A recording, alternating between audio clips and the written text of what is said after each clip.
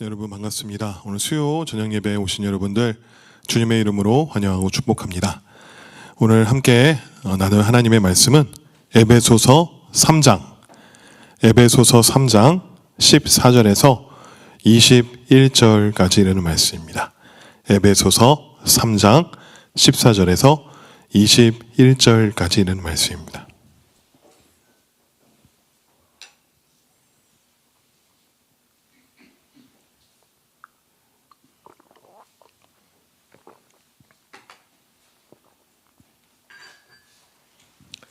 자, 우리 함께 한 목소리로 다 같이 합독하도록 하겠습니다. 이러므로 내가 하늘과 땅에 있는 각 족속에게 이름을 주신 아버지 앞에 무릎을 꿇고 비노니 그의 영광의 풍성함을 따라 그의 성령으로 말미암아 너희 속사람을 능력으로 강건하게 하시오며 믿음으로 말미암아 그리스도께서 너희 마음에 계시게 하시옵고 너희가 사랑 가운데서 뿌리가 박히고 터가 굳어져서 능히 모든 성도와 함께 지식이 넘치는 그리스도의 사랑을 알고 그 너비와 길이와 높이와 깊이가 어떠함을 깨달아 하나님의 모든 충만하신 것으로 너희에게 충만하게 하시기를 구하노라. 우리가 가운데서 역사하시는 능력대로 우리가 구하거나 생각하는 모든 것에 더 넘치도록 능히 하실 이에게 교회 안에서와 그리스도 예수 안에서 영광이 대대로 영원 무궁하기를 원하노라. 아멘. 네, 오늘 본문 말씀 통하여서 하나님 사랑으로 라는 주제로 여러분들과 은혜를 나누기 원합니다. 우리 사람은 무엇 때문에 살아가고 있을까요? 우리가 아침마다 눈을 뜨게 됩니다. 그 눈을 뜨게 하는 그 힘은 무엇일까요? 우리가 지치고 힘들어도 다시 일어설 수 있는 그 이유는 무엇일까요? 세상에서는 이렇게 보통 말합니다. 돈이 좀만 더 있었으면 좋을 텐데, 조금만 더 인정받으면 힘이 날 텐데, 이번 일만 성공하면 행복해질 텐데. 그런데 참 이상하게도 이 돈이 생겨도 여전히 불안한 사람이 있고, 성공했는데도 여전히 공허한 사람이 있고, 사람들에게 인정받았는데도 마음이 무너지는 사람이 있습니다. 왜 그렇습니까? 원래 사람은 이 돈으로 버티도록 만들어진 존재가 아니기 때문입니다. 사람은 원래 이 성공으로 만족하도록 만들어진 존재도 아닙니다.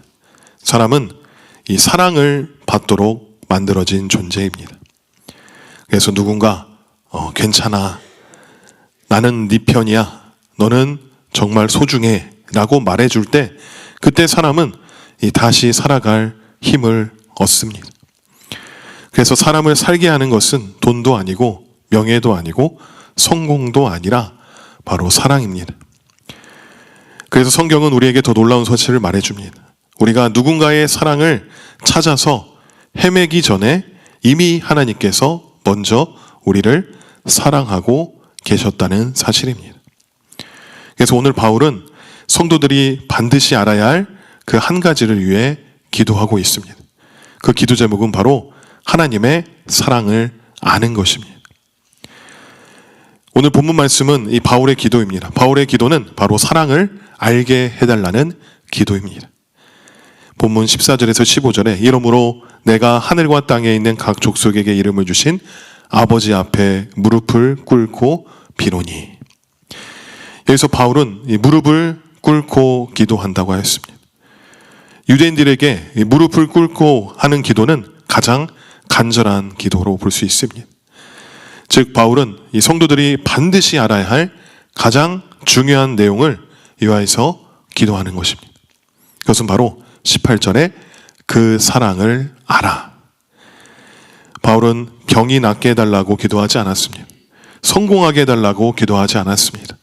문제 해결해달라고 기도하지 않았습니다. 그 대신 하나님의 사랑을 알게 해달라고 기도하였습니다. 왜 그럴까요? 바로 하나님의 그 사랑을 알면 모든 것이 달라지기 때문입니다. 하나님의 사랑은 성령으로 경험되어집니다. 16절 말씀에 성령으로 말미암아 너희 속사람을 능력으로 강건하게 하시오며. 하나님의 사랑은 머리로 아는 것이 아닙니다. 바로 경험하는 것입니다. 성령님이 역사하실 때 비로소 하나님의 그 사랑을 볼 수 있고 느낄 수 있습니다. 예를 들어서 우리가 성경을 늘 묵상하지 않습니까? 근데 어떤 날은 그냥 문자처럼 느껴지지만 어떤 날은 갑자기 감동이 몰려오고 눈물이 나는 경우도 있습니다. 왜 그렇습니까? 성령의 감동하심입니다. 성령님은 하나님의 사랑을 우리 마음에 부어주시는 분이시기 때문입니다. 로마서 5장 5절 말씀에 성령으로 말미암아 하나님의 사랑이 우리 마음에 부은 바 되니라고 하였습니다. 즉 하나님의 사랑은 성령으로 체험되어집니다. 그래서 성령 없이 신앙생활하면 우리는 그러한 것들이 그저 의무가 되어버리는 것입니다. 하지만 성령님과 함께 신앙생활하면 이 하나님의 사랑이 넘치게 됩니다. 신앙생활이 힘든 이유는 성령이 없어서가 아니라 성령과 동행하지 않기 때문입니다. 그래서 우리는 매 순간 성령님과 동행해야 될 줄로 믿습니다. 하나님의 사랑은 우리의 삶의 뿌리가 됩니다. 17절 말씀에 믿음으로 말미암아 그리스도께서 너희 마음에 계시게 하시옵고라고 했습니다. 그리고 이어서 말합니다. 사랑 가운데서 뿌리가 박히고 터가 굳어져서. 여기서 뿌리가 박히고, 뿌리는 이 식물의 언어이고 터가 굳어져서의 터는 건축의 언어입니다. 즉 우리 삶의 전체를 말하는 것입니다. 그래서 우리의 신앙의 뿌리가 바로 사랑이어야 한다는 것입니다. 왜냐하면 사랑이 없는 신앙은 율법이 되기 때문입니다. 그리고 사랑이 없는 봉사는 의무가 되고 사랑이 없는 예배는 형식이 됩니다. 사랑이 없는 헌신은 스트레스가 됩니다. 그러나 사랑이 있는 그 신앙은 기쁨이 되는 것입니다. 어느 날 어린아이가 엄마에게 이렇게 물었습니다. 엄마는 왜 나 사랑해? 엄마는 처음에 웃으면서 이렇게 대답하려고 했습니다. 너가 공부 잘해서, 말 잘 들어서, 착해서. 그런데 곰곰이 생각해 보니까 그 어떤 이유도 맞지 않다는 것을 깨달았습니다. 왜냐하면 공부 못해도 내 자식이고 말 안 들어도 내 자식이고 속 썩여도 내 자식이기 때문입니다. 그래서 엄마는 그 아이를 꼭 안아주면서 말했습니다. 그냥 너니까 사랑하는 거야. 이 말을 들은 아이는 그 이해를 다 하진 못했지만 마음이 편안해졌습니다. 왜냐하면 이제는 잘해야 사랑받는 존재가 아니라 이미 나의 존재로서 사랑받고 있다는 것을 알았기 때문입니다. 하나님의 사랑도, 하나님이 우리를 향한 사랑도 이와 같습니다. 우리가 착해서 사랑하신 것이 아니지 않습니까? 우리가 믿음 좋아서, 기도 많이 해서, 교회 열심히 다녔다고 해서 우리를 사랑하는 것이 아니지 않습니까? 로마서 5장 8절 말씀처럼 우리가 아직 죄인 되었을 때에 하나님이 먼저 우리를 사랑하셨습니다. 즉 하나님은 우리가 잘해서 사랑하시는 분이 아니라 사랑하기 때문에 사랑하시는 분입니다. 혹시 이런 생각 해본 사람이 있을 것입니다. 나는 부족해서 하나님이 나를 덜 사랑하실 거야. 나는 실패했으니까 하나님이 실망하셨을 거야. 나는 기도를 잘 못하니까 하나님과 멀어졌을 거야. 그런데 하나님은 말씀하십니다. 그래도 너니까 사랑한다. 우리가 이 사랑을 알면 우리의 신앙생활이 달라지지 않겠습니까? 억지로 예배를 드리지도 않고 기도하지도 않고 억지로 봉사하지도 않습니다. 그저 사랑받는 사람으로 살아가게 된다는 그 이유만으로 하나님 앞에 기쁨으로 나아갈 수 있는 것입니다. 그래서 바울은 기도합니다. 그 사랑을 알게 하옵소서. 왜냐하면 하나님의 사랑을 알면 두려움이 사라지고 비교가 사라지고 열등감이 사라지고 그 신앙이 살아나기 때문입니다. 그 하나님의 사랑은 우리가 측량할 수 없습니다. 18절에 능히 모든 성도와 함께 지식이 넘치는 그리스도의 사랑을 알고, 그리고 사도 바울은 하나님의 그 사랑을 설명하면서 넓이와 길이와 높이와 깊이라고 말하였습니다. 왜 이 네 가지 방향을 모두 말했을까요? 하나님의 사랑은 한 방향으로만 설명할 수 없는 사랑이기 때문입니다. 하나님의 사랑은 넓습니다. 즉 모든 사람을 품는 사랑입니다. 이 사랑은 특정한 사람만 위한 사랑이 아닙니다. 착한 사람만 위한 사랑도 아닙니다. 교회 오래 다닌 사람만 위한 사랑도 아닙니다. 요한복음 3장 16절에도 하나님이 세상을 이처럼 사랑하사. 여기서 세상은 모든 사람을 포함한 것입니다. 믿는 사람도 포함되고 믿지 않는 사람도 포함됩니다. 순종하는 사람도 포함되고 실패한 사람도 포함되는 것입니다.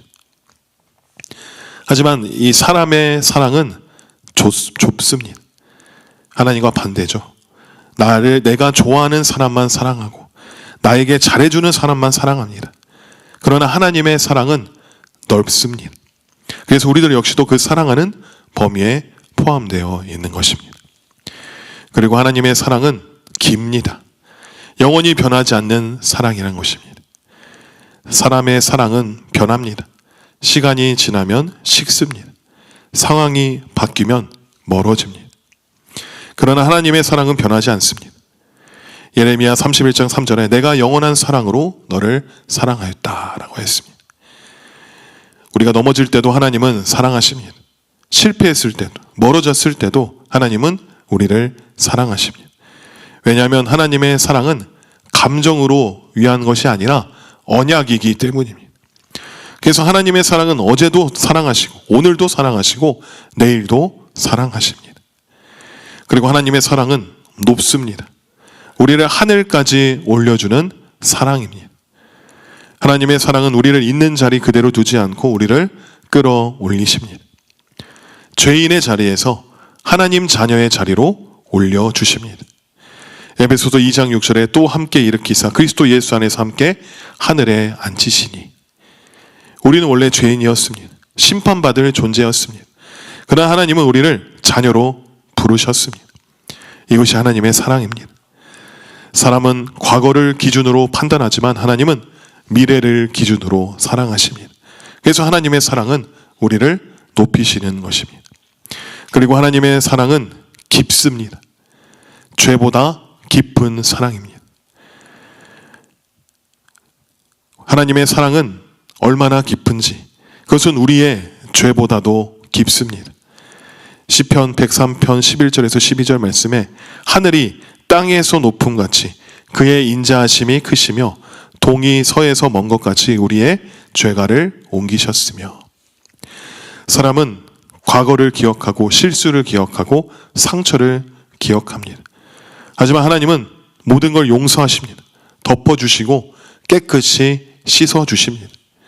십자가가 바로 하나님의 그 사랑의 깊이의 모습이지 않습니까? 십자가보다 깊은 사랑은 없습니다. 그래서 하나님의 사랑은 넓고 우리를 모두 포함하고 하나님의 사랑은 긴 것이며 그리고 여전히 우리를 사랑하셔서 하나님의 사랑은 높습니다. 그래서 우리를 자녀로 올려주셨고 또한 우리의 죄보다 더 깊게 사랑하셨습니다.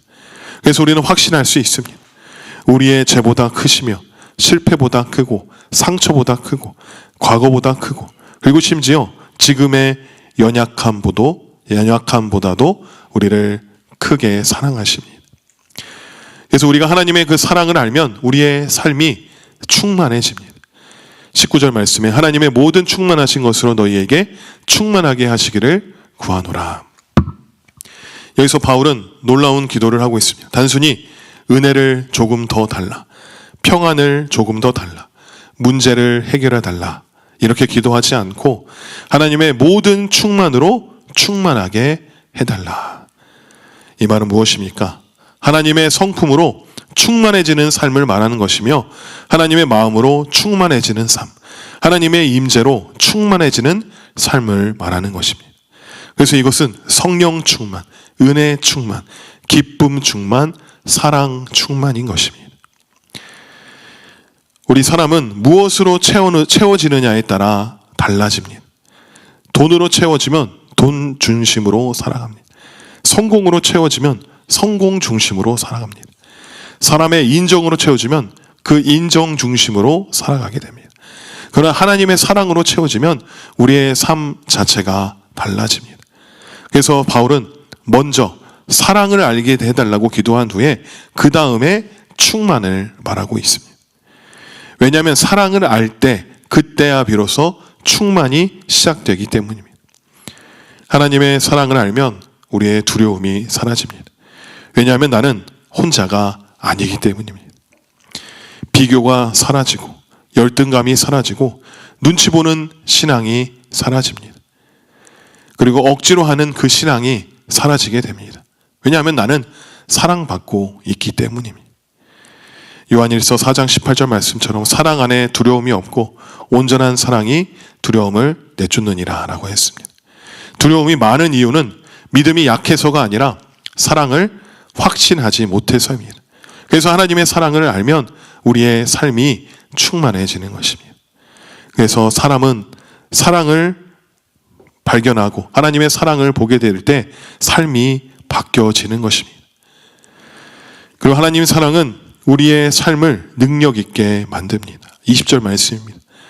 우리 가운데 역사하시는 능력대로 우리가 구하거나 생각하는 모든 것에 더 넘치도록 능히 하실 이에게. 여기서 바울은 하나님의 능력을 설명합니다. 그 능력은 어떤 능력입니까?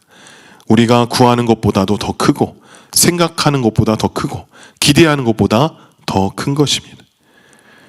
우리는 이렇게 기도할 때가 있습니다. 이 정도만 해주세요. 이 정도면 충분합니다. 이 문제만 해결해 주세요. 하지만 하나님은 항상 그 이상으로 역사하십니다. 왜냐하면 하나님은 능력이 많아서가 아니라 사랑이 많기 때문입니다. 부모를 생각해 보십시오. 부모는 자녀에게 필요한 만큼만 주지 않습니다. 가능한 만큼 다 주려고 합니다. 왜 그렇습니까? 사랑하기 때문입니다. 하나님도 마찬가지입니다. 그래서 바울은 말합니다. 우리 가운데서 역사하시는 능력대로. 이 능력은 멀리 있는 능력이 아닙니다. 하늘에만 있는 능력이 아닙니다. 이미 우리 안에 있는 성령님의 능력입니다. 하나님의 사랑을 확신하는 사람은 하나님이 내 편이라는 확신이 생기고 하나님이 나와 함께 하신다라는 확신이 생기고 하나님이 나를 포기하지 않으신다는 확신이 생기기 때문에 우리의 기도와 삶과 믿음이 달라지는 것입니다. 그래서 로마서 8장 32절에 자기 아들을 아끼지 아니하시고 우리 모든 사람을 위하여 내어주신 이가 어찌 그 아들과 함께 모든 우리에게 주시지 아니하겠느냐. 하나님이 이미 가장 큰 것을 주셨다면 작은 것도 당연히 주십니다. 하나님의 사랑을 아는 사람은 절대 작아지지 않습니다. 두려워하지 않고 포기하지 않습니다. 왜냐하면 나를 사랑하시는 하나님께서 지금도 내 안에서 역사하고 계시기 때문입니다. 그래서 우리는 확신할 수 있습니다. 하나님의 사랑 안에 있는 사람은 무너져도 실패해도 넘어져도 다시 일어설 수 있는 것입니다. 왜냐하면 사랑받는 사람은 두려워하지 않기 때문입니다. 그래서 우리는 하나님의 사랑 안에 거하는 삶을 살아야 합니다. 21절에 교회 안에서와 그리스도 예수 안에서 영광이 대대로 영원 무궁하기를 원하노라. 아멘. 하나님의 사랑은 우리 개인만 위한 것이 아닙니다. 교회를 위한 것입니다. 공동체를 위한 것입니다. 모든 세대를 위한 것입니다. 그래서 우리는 하나님의 사랑 안에서 살아야 하는 것입니다. 하루만이 아니라 매 순간순간마다 성령님과 함께 하나님의 사랑 안에서 살아야 될 줄로 믿습니다. 하나님을 사랑하는 데 있어서 중요한 것은 하나님을 사랑하는 것이 무엇을 의미하느냐는 하는 것을 아는 것입니다. 예수님 시대의 바리새인들이나 호세아와 예레미야 시대의 이스라엘 백성들은 자신들이 누구보다 하나님을 사랑한다고 생각했습니다. 어느 누구도 하나님을 사랑하지 않고 있다라고 생각하지 않았습니다. 그들은 의식을 잘하는 것을 하나님을 사랑하는 것이라고 생각했기 때문입니다. 그 행위만 열심히 한다면, 그 의식만 잘 지킨다면 하나님을 정말로 사랑하는 거다라고 그렇게 믿고 그렇게 행동했기 때문입니다. 하지만 하나님은 그들이 전혀 하나님을 사랑하지 않는다고 말씀하셨습니다. 하나님께서 말씀하시는 하나님을 사랑하는 것은 다른 의미를 가지고 있기 때문입니다. 성경이 말하는 하나님을 사랑하는 것의 의미는 인격체이신 하나님을 전존재로 사랑하는 것입니다. 하나님은 영이시기 때문에 인간처럼 뼈나 살이 없으십니다. 그러나 하나님은 인격을 가지신 분입니다. 오히려 우리들보다 더욱 확실한 인격체이십니다. 우리의 인격도 다 그분에게서 나왔습니다. 하나님을 사랑하는 것은 우리 마음에서부터 시작됩니다. 아내나 남편 혹은 친구를 사랑하는 경우에도 그렇듯이 한 인격체를 사랑하는 것은 어떠한 행동 이전에 항상 마음에서부터 시작되는 것이지 않습니까? 우리가 하나님을 우리의 전존재로 사랑한다는 것은 인격체이신 하나님이 우리의 유일한 구세주와 유일한 주인과 우리의 생명이 되신다라는 것을 인정하는 것입니다. 한마디로 하나님 그분 자신이 유일한 우리의 모든 것 되신다라는 것을 뜻하는 것입니다. 중요한 것은 바로 유일한 분이라는 것입니다. 하나님이 우리의 유일한 구세주가 아니면 그분은 더 이상 우리의 구세주가 아닙니다. 하나님이 우리의 유일한 주인이 아니시면 그분은 더 이상 우리의 주인이 아닙니다. 우리를 향한 하나님의 그 큰 사랑을 아는 것보다 우리에게 더 큰 진정한 만족과 기쁨과 영혼의 안식을 주는 것은 없습니다. 우리를 향한 하나님의 사랑을 아는 것으로부터 나오는 진정한 만족과 안식은 우리로 하여금 하나님께서 우리를 사랑하시는 것처럼 우리 자신을 용납하고 귀히 여기고 사랑하도록 도와줍니다. 이것은 자신을 향한 이기적인 사랑을 말하는 것이 아니라 하나님의 관점으로 자신을 보는 데서 오는 진정한 자기 사랑을 말하는 것이죠. 그래서 우리가 자신을 사랑하지 못하면 다른 사람을 진정으로 사랑할 수 없습니다. 우리 속에 하나님의 사랑이 넘치게 될 때 그것이 우리에게 이웃을 사랑할 수 있는 능력을 줄 수 있습니다. 사도 바울은 스스로 이 교회와 모든 사람의 종이 되었습니다. 그는 성도들에게 복음뿐만이 아니라 할 수 있으면 자기 목숨까지 내어주기를 기뻐하였습니다. 그 사랑의 헌신과 희생은 어디에서 나왔던 것일까요? 사도 바울은 그 모든 것을 그리스도의 사랑이 강권함으로 감당하였습니다. 그의 속에 넘치는 하나님의 사랑이 그로 하여금 이렇게 교회와 이웃을 섬기도록 능력을 주었던 것입니다. 우리를 향한 하나님의 사랑으로 인한 그 감격 없이 우리가 의무감에서만 섬기면 우리는 머지않아 지치게 되고 탈진하게 되고 사람에 대한 배신감과 원망으로 가득 차고 말 것입니다. 사람들 간의 관계의 문제가 어디서 생기는 것인가? 바로 하나님을 사랑하는 것의 부재에 대해서 시작되는 것입니다. 우리가 이렇게 하나님을 사랑하는 삶을 살아갈 때 우리에게 주어지는 자유함과 은혜가 있습니다. 하나님을 사랑하는 삶은 단순히 종교 생활을 열심히 하고 잘하는 삶이 아닙니다. 하나님을 사랑하는 삶은 진정한 자유를 얻는 삶입니다. 왜냐하면 그 사랑은 사람을 묶지 않고 사랑은 사람을 살리기 때문입니다. 하나님을 사랑하면 이 두려움에서 자유해집니다. 요한일서 4장 18절 말씀에 사랑 안에 두려움이 없고 온전한 사랑이 두려움을 내쫓는다라고 했습니다. 두려움의 가장 큰 원인은 무엇입니까? 버림받을까 두려운 것입니다. 실패할까 봐 두려운 것입니다. 인정받지 못할까 봐 두려운 것입니다. 그런데 하나님이 나를 사랑하신다는 확신이 생기면 이 두려움은 다 사라집니다. 왜냐하면 나는 이미 하나님께 받아들여진 사람이기 때문입니다. 그래서 사랑받는 사람은 흔들리지 않습니다. 그리고 하나님을 사랑하면 그 비교에서 자유해집니다. 사람은 늘 비교하죠. 저 사람보다 나는 부족하다. 나는 뒤처졌다. 왜 나는 저 사람보다 못할까? 그러나 하나님을 사랑하는 사람은 이 비교에서 자유해집니다. 왜냐하면 내 가치는 사람의 비교에서 나오는 것이 아니라 하나님에게서 오기 때문입니다. 갈라디아서 1장 10절에도 내가 지금 사람들에게 좋게 하랴 하나님께 좋게 하랴. 하나님을 사랑하는 사람은 사람 눈치에서 자유해집니다. 그리고 하나님을 사랑하면 죄의 정죄에서 자유해집니다. 로마서 8장 1절에 그러므로 이제 그리스도 예수 안에 있는 자에게는 결코 정죄함이 없나니. 우리는 종종 나는 부족하다. 나는 실패했다. 나는 자격이 없다. 그러나 하나님을 사랑하는 사람은 다 알고 있습니다. 나는 부족하지만 버림받지 않았고 연약하지만 포기되지 않았고 죄인이지만 사랑받고 있다. 이것이 복음이고 진정한 자유인 것입니다.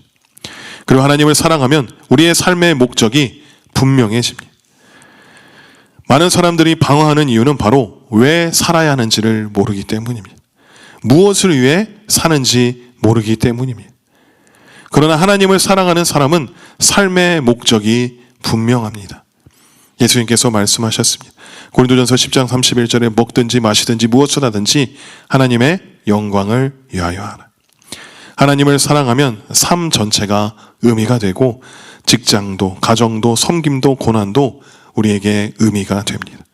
왜냐하면 우리의 삶 전체가 하나님과 연결되기 때문입니다. 그리고 하나님을 사랑하면 이 사람을 사랑할 능력이 생깁니다. 우리는 노력으로 사랑할 수 없습니다. 사랑하다가 지치게 되죠. 상처받으면 멈춥니다. 배신당하면 그 마음의 문이 확 닫혀버립니다. 그러나 하나님의 사랑이 내 안에 들어오면 이웃을 사랑할 그 힘이 생깁니다. 요한일서 4장 19절에 우리가 사랑함은 그가 먼저 우리를 사랑하셨습니다. 사랑은 결심이 아니라 바로 받은 사랑이 흘러 넘쳐가는 것입니다. 그래서 바울은 말합니다. 고린도후서 5장 14절에 그리스도의 사랑이 우리를 강권하시는도다. 바울이 왜 그렇게 헌신했을까요? 의무 때문이 아니라 직분 때문이 아니라 받은 그 사랑을 깨닫고 알았기 때문입니다. 많은 사람들이 자신을 사랑하지 못합니다. 자신을 미워하고 부끄러워하고 비교하게 됩니다. 그러나 하나님이 나를 사랑하신다는 사실을 알면 나 자신을 하나님의 시선으로 바라볼 수 있습니다. 이것은 이기적인 자기 사랑이 아니라 복음적인 자기의 수용입니다. 나는 부족하지만 나는 하나님의 자녀입니다. 나는 연약하지만 나는 하나님이 사랑하시는 사람입니다. 이 확신이 생기면 우리 영혼에 안식이 찾아오게 되는 것입니다. 그리고 하나님을 사랑하면 우리의 섬김이 기쁨이 됩니다. 의무로 섬기면 언젠간 지칩니다. 사람 때문에 상처도 받습니다. 그리고 비교하게 되고 원망하게 됩니다. 그러나 사랑으로 섬기면 기쁨이 됩니다. 왜냐하면 사람을 보는 것이 아니라 하나님을 보기 때문입니다. 그래서 예수님 말씀하셨습니다. 너희가 나를 사랑하면 나의 계명을 지키리라. 사랑은 순종을 어렵게 만들지 않습니다. 사랑은 순종을 자연스럽게 만듭니다. 하나님을 사랑하는 삶은 우리에게 무엇을 요구하는 삶이 아니라 우리에게 자유를 주는 삶입니다. 두려움에서 자유하게 하고 비교에서, 정죄에서, 사람의 시선에서 자유하게 만듭니다. 그리고 이웃을 사랑할 그 능력을 주는 삶입니다. 사랑하는 성도 여러분, 오늘 사도 바울은 한 가지를 위해 기도했습니다. 문제가 해결되기 위해서, 형편이 좋아지기 위해서, 성공하게 해달라고 기도한 것이 아니라 하나님의 사랑을 알게 해달라고 기도하였습니다. 왜냐하면 하나님의 사랑을 알면 속사람이 강건해지고 신앙의 뿌리가 세워지고 삶이 충만해지고 삶의 능력이 나타나기 때문입니다. 그리고 더 나아가서 하나님을 사랑하는 삶은 우리에게 부담이 아니라 자유를 주는 삶입니다. 두려움에서, 비교에서, 정죄에서, 사람의 시선에서 우리를 자유하게 합니다. 그리고 이웃을 사랑할 능력을 주는 삶입니다. 바리새인들도 하나님을 사랑한다고 생각했고 이스라엘 백성들도 하나님을 진정으로 사랑한다고 생각했습니다. 그러나 하나님께서 원하시는 사랑은 의식이 아니라 형식이 아니라 그 행동 이전의 사랑이 아니라 전 존재로 하나님을 사랑하는 삶입니다. 하나님이 나의 유일한 구세주가 되시고 나의 유일한 주인이 되시고 나의 유일한 생명이 되는 삶입니다. 그리고 우리가 하나님을 먼저 사랑한 것이 아니라 하나님이 먼저 우리를 사랑하셨습니다. 우리가 아직 죄인 되어졌을 때 우리의 그 모습을 보고 평가하지 않으시고 우리를 먼저 사랑하셨습니다. 그래서 그 사랑을 아는 사람은 흔들리지 않고 포기하지 않고 다시 일어날 수 있는 그 힘이 있는 것입니다. 주님이 함께 하시고 하나님이 나를 포기하지 않으시고 나를 사랑하신다라는 그 사랑을 아는 자는 포기할 수 없고 또한 넘어질 수 없다는 것이죠. 왜냐하면 사랑받는 사람은 두려워하지 않기 때문입니다. 사랑하는 성도 여러분, 매 순간 우리가 성령님과 동행하면서 매 순간 하나님을 사랑하는 자의 삶을 살아가길 소망합니다. 그래서 그리스도의 사랑의 넓이와 길이와 높이와 깊이를 성령님을 통하여서 날마다 경험하며 살아갈 수 있는 저와 여러분들이 되시기를 주님의 이름으로 간절히 축원합니다. 아멘.